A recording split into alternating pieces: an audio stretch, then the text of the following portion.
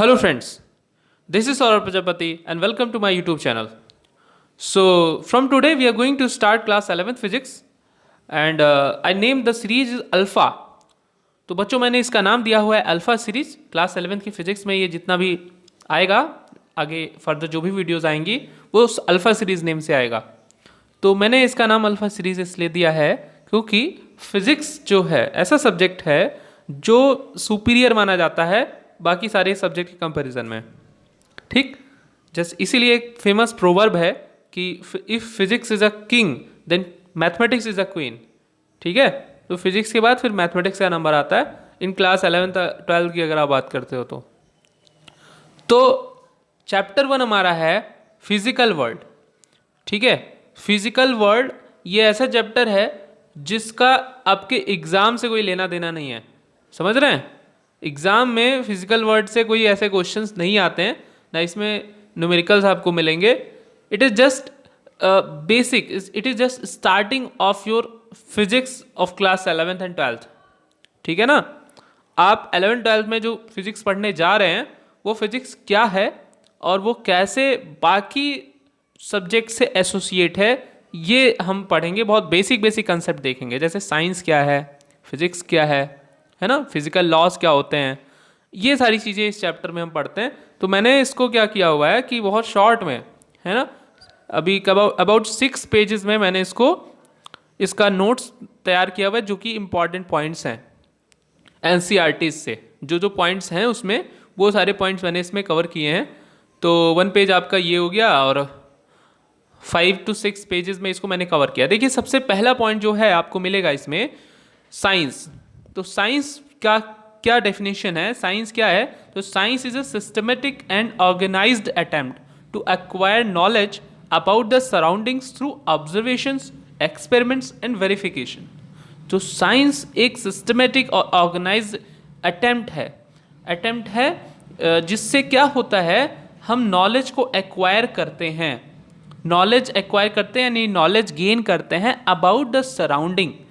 ठीक है, अपने आसपास की चीज़ों के बारे में हम जानकारी हासिल करते हैं विज्ञान के जरिए।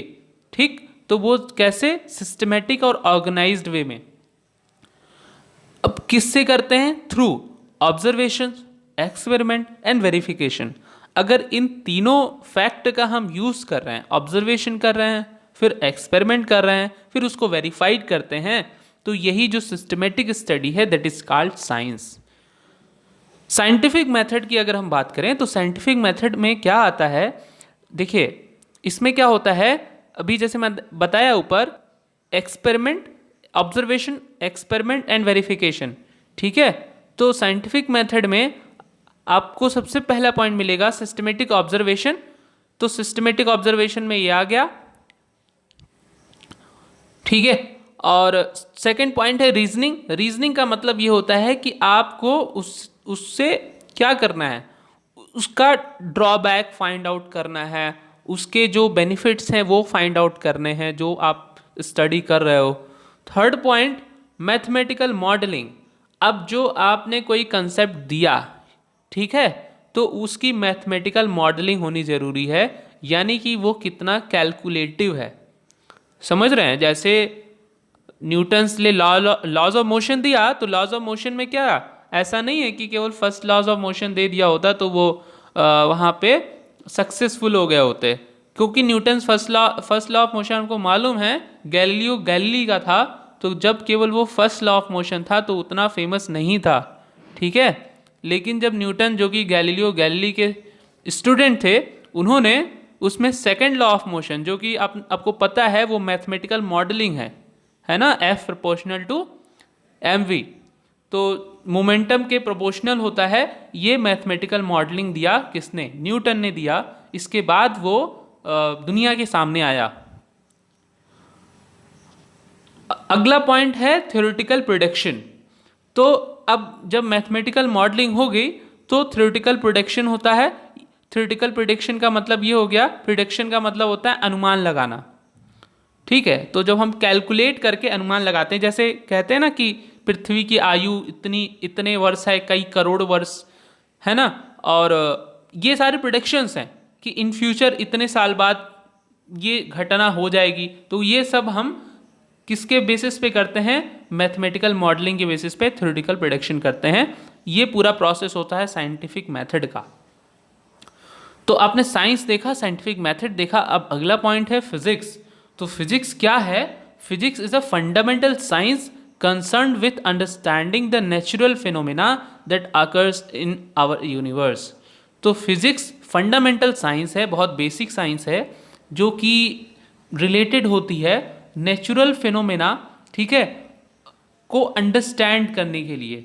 हमारे यूनिवर्स में जितने भी प्राकृतिक घटनाएं हो रही हैं, नेचुरल फिनोमेना अकर हो रहा है, उसको अंडरस्टैंड करने के लिए बहुत ही फंडामेंटल साइंस है फिजिक्स। और इसके कई सारे ब्रांचेज हैं, जैसे मैकेनिक्स, इलेक्ट्रोमैग्नेटिज्म, थर्मोडायनेमिक्स, ठीक। मॉडर्न फिजिक्स सबसे लेटेस्ट जो है वो मॉडर्न फिजिक्स है, अल्बर्ट आइंस्टाइन के बाद का फिजिक्स है। तो अभी आप देखोगे between 1600 and 1900 3 broad areas were developed which is together called classical physics। तो 1600 से 1900 के बीच में मैकेनिक्स, इलेक्ट्रोमैग्नेटिज्म और थर्मोडायनेमिक्स, ये जो 3 ब्रांचेज हैं ये डेवलप हुए बिटवीन 1600 टू 1900, ठीक है। और इन्हें मिला करके क्लासिकल फिजिक्स कहा जाता है। लेकिन उसके बाद में क्या हुआ, यहाँ पे लिखा है these 3 areas of study are classical mechanics, thermodynamics and electro, तो बहुत बता दिया मैंने। बट बाय 1905, तो 1905 के बाद क्या होता है, it became apparent that classical ideas fail to explain several phenomena. कुछ फिनोमेना, कुछ यूनिवर्सल फिनोमेना को क्लासीफाई करने के लिए ये जो 3 कंसेप्ट थे वो फेल हो रहे थे, ठीक है। उसके बाद then some new theories were developed in what is called modern physics, such as special theory, special relativity, quantum mechanics, etc। और ये सारी जितनी चीज़ें हैं, स्पेशल थ्योरी ऑफ रिलेटिविटी आपको मालूम है, world famous special theory of relativity किसने दिया था? अल्बर्ट आइंस्टाइन ने दिया था। और इसके बाद क्वांटम मैकेनिक्स, ठीक है। ये सारे जो फिजिक्स के पार्ट्स थे, ब्रांचेस हैं, वो सब मिल करके मॉडर्न फिजिक्स कहलाते हैं। Scope and excitement of physics, ये भी आपके बुक में है, ये पॉइंट दिया हुआ है टॉपिक वाइज। जो बुक में टॉपिक है इंपॉर्टेंट पॉइंट्स, उससे मैंने नोट्स तैयार कर दिया है, और it is more than sufficient for this chapter, ठीक है। तो अभी इसमें आप देखोगे इस स्कोप क्या है, तो scope is very broad. The scope of physics is very broad and covers a wide range of magnitude of physical quantities, ठीक है, such as length, mass, time, energy, यानी कि क्या क्या पॉइंट्स ये कवर करता है। तो इसका जो स्कोप है वो बहुत ब्रॉड है। और आप देखोगे कि ये छोटे से लेंथ से लेकर के मास, टाइम, एनर्जी सब कुछ कवर करता है। और it deal with the microscopic world like galaxies. Microscopic मतलब होता है बड़ी बड़ी चीज़ों को डील करता है ये, यानी कि इसको ये इंक्लूड करता है, सच एज वेल माइक्रोस्कोपिक। तो ये माइक्रोस्कोपिक चीज़ों के बारे में भी हम स्टडी करते हैं, जो nucleus of an atom, fundamental particles like electron, proton, neutron. अभी आप कहोगे कि ये सब केमिस्ट्री का पार्ट आ गया, इलेक्ट्रॉन, प्रोटॉन, न्यूट्रॉन, ठीक है। लेकिन केमिस्ट्री भी पता है आपको, केमिस्ट्री का ये जो ब्रांच है वो फिजिक्स से निकल के बना हुआ है। अभी आप जब क्लास 11th-12th में केमिस्ट्री पढ़ोगे तो देखोगे कि कुछ ऐसे पॉइंट्स मिलेंगे जो फिजिक्स के होंगे। तो अगला point, immense excitement is involve in the study of physics since it explain every natural occurring phenomena with a set of rules so that clear understanding can be achieved. यानी कि अभी यहाँ पे 2 पॉइंट था, स्कोप एंड एक्साइटमेंट। तो जो excitement है, यानी कि इसको पढ़ने का जो एक्साइटमेंट है वो क्या है, तो आपको मालूम चल गया कि इसका जो लेवल है वो बहुत ब्रॉड है। वो इनिशियल स्टेट से बहुत ही आगे तक इसकी स्टडी है, अभी भी रिसर्च हो ही रहे हैं, है ना। स्टार्ट में न्यूटन का कंसेप्ट था, न्यूटन के बाद में फिर जो है अल्बर्ट आइंस्टाइन ने कई सारे कंसेप्ट्स, न्यूटन के कंसेप्ट्स को क्या कर दिया, फाल्सिफाई कर दिया। फिर अल्बर्ट आइंस्टाइन के कुछ सेंटेंस, ये तुम्हारे जो स्टेटमेंट थे और कई सारे एक्सपेरिमेंट्स थे, उसको फेल कर दिया स्टीफन हॉकिंग ने। इन फ्यूचर कोई और साइंटिस्ट आएगा। तो यही होता है साइंस। साइंस क्या होता है, साइंस की यही खूबसूरती है कि वो लगातार कन्वर्टेबल हो सकता है, उसमें अगर सुधार की ज़रूरत है तो वो सुधार किया जा सकता है। तो अब अगला पॉइंट हमारा है फंडामेंटल फोर्सेस के बारे में। ठीक है, ये भी एक इम्पॉर्टेंट पॉइंट है इस चैप्टर में जो कि दिया है आपके एनसीईआरटी में कि फंडामेंटल फोर्स जो होते हैं वो देयर आर 4 फंडामेंटल फोर्स होते हैं। ठीक है, fundamental force and basic force है in nature that govern the diverse phenomena of the microscopic and microscopic world. यानी कि इस पूरे ब्रह्मांड में ये 4 तरह के फोर्स पाए जाते हैं, इसके अलावा कोई दूसरा फोर्स आपको नहीं मिलेगा। ठीक है, फंडामेंटल फोर्स की बात हो रही है तो इसमें सबसे पहला फोर्स मिलेगा आपको ग्रेविटेशनल फोर्स। मालूम है आपको ग्रेविटेशनल फोर्स क्या होता है? इलेक्ट्रोमैग्नेटिक फोर्स भी आपको पता है, electromagnetic force. Third one is strong nuclear force and fourth one is weak nuclear force. तो स्ट्रॉन्ग न्यूक्लियर फोर्स मीन्स क्या होता है? न्यूक्लियस के बीच में जो फोर्स लगता है, प्रोटॉन और प्रोटॉन के बीच में, आपको मालूम है कि एक न्यूक्लियस में मोर देन 1 प्रोटॉन हो सकते हैं। तो हाइड्रोजन के पास 1 प्रोटॉन है, फिर हीलियम के बाद 2 प्रोटॉन है, लिथियम के पास 3 प्रोटॉन है। ऐसे जितने भी आप बढ़ते जाओगे तो प्रोटॉन के नंबर भी बढ़ते जाते हैं।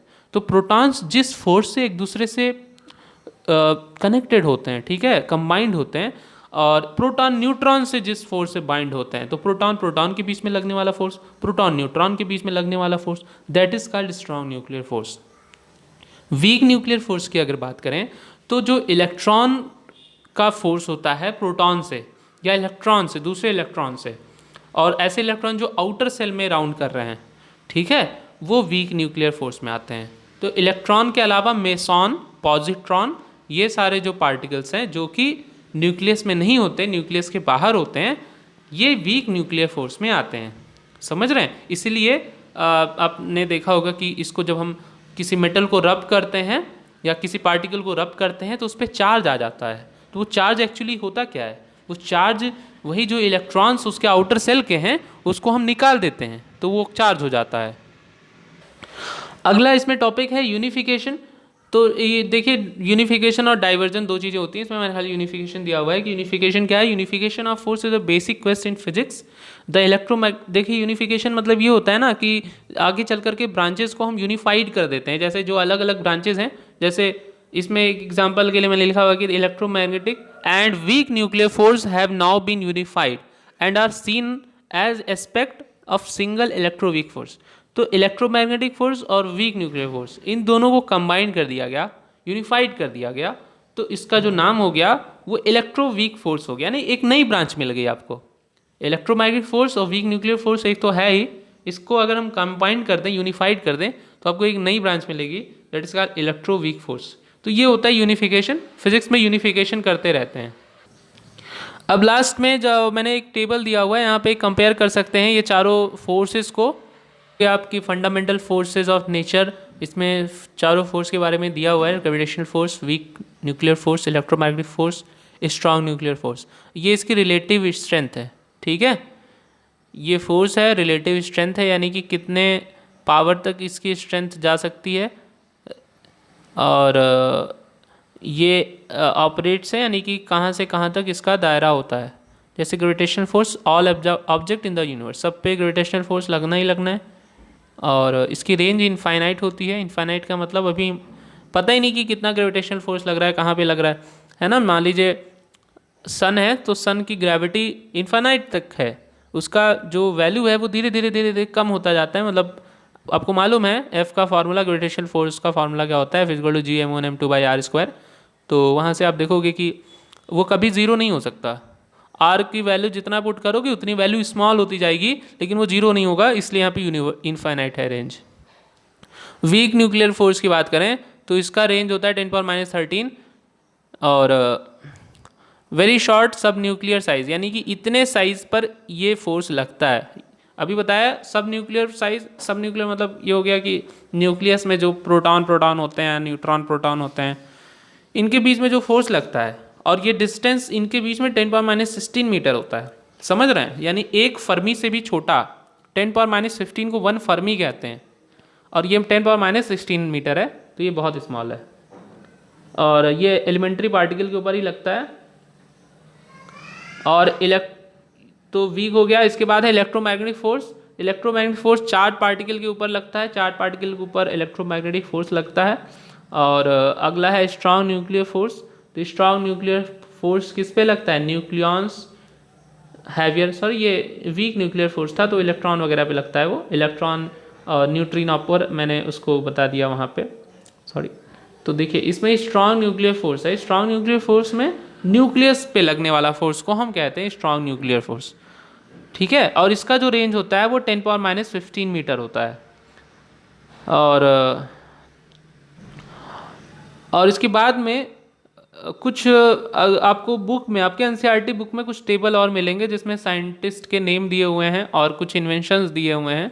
That was not very important, but आप उसको पढ़ लेंगे। देखिए एनसीईआरटी आपको पढ़नी है, आप किसी भी सोर्स से पढ़िए, एनसीईआरटी आप ज़रूर एक बार पढ़ लीजिए, आपको इंटरेस्ट उसमें आए या ना आए। कभी कभी हमें जब इंटरेस्ट नहीं आता तो पढ़ते पढ़ते इंटरेस्ट आ जाता है, इस चीज़ को ध्यान रखिएगा, ठीक है। तो जो है इस वीडियो को हम यहाँ कंप्लीट करेंगे, और इस वीडियो में ज़्यादा कुछ है नहीं। इसका जो पीडीएफ नोट्स है डिस्क्रिप्शन बॉक्स में मैंने डाल दिया, आप वहाँ पे क्लिक करके डाउनलोड कर सकते हैं विदाउट एनी कॉस्ट। और इसके बाद जो वीडियो आएगी वो सेकेंड वीडियो होगा यूनिट मेजरमेंट का, ठीक है। That is very going to be important, और जो है एग्ज़ाम परस्पेक्टिव से, कंपटीशन परस्पेक्टिव से सबसे वो बहुत ही इंपॉर्टेंट है, ठीक है। Thank you for watching the video. और बच्चों अगर आप इसे फर्स्ट टाइम देख रहे हैं क्लास 11th के, तो चैनल सब्सक्राइब कर लीजिएगा ताकि जो हमारा सेकंड वीडियो आएगा उसकी नोटिफिकेशन आप तक मिल सके। बेल आइकन पर प्रेस कर लीजिएगा, और कमेंट करके मुझे बताइए कि आपको वीडियो कैसा लगा, और आपको और क्या डाउट्स हैं इसमें। जो भी आपके डाउट्स हैं कमेंट में आप लिखिए, मैं उसके जवाब ज़रूर दूंगा। Okay, thank you for watching the video, bye bye.